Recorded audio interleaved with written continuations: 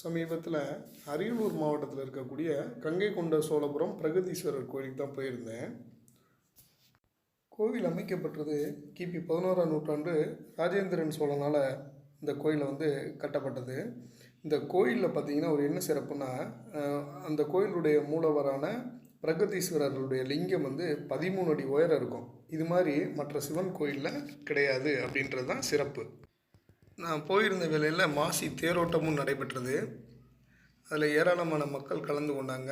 அதுலேயும் நாம் கலந்துக்கிட்டு நம்ம மிக்க மகிழ்ச்சியோட கோயிலுக்குள்ளே நுழைஞ்சோம். ஆலய தொடக்கத்தில் உள்ள கொடிக்கம்பத்தை வழிபட்டுட்டு நந்திகேஸ்வரரை வழிபட்டுட்டு நம்ம கோயில் பிரகாரத்துக்குள்ளே நுழைஞ்சோம்.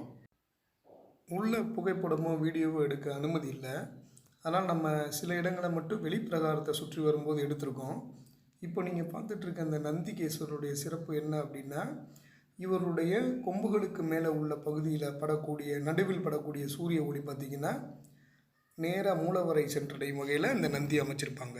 தொன்மையான சிற்பக்கலைக்கு எடுத்துக்காட்டாக விளங்கக்கூடிய இந்த கோயில் பார்த்திங்கன்னா 560 அடி நீளமும் 320 அடி அகலமும் கொண்டது. இது ஒரு மிகச்சிறந்த பரிகார தலம் அப்படின்றது தான் முக்கியமான விஷயம்.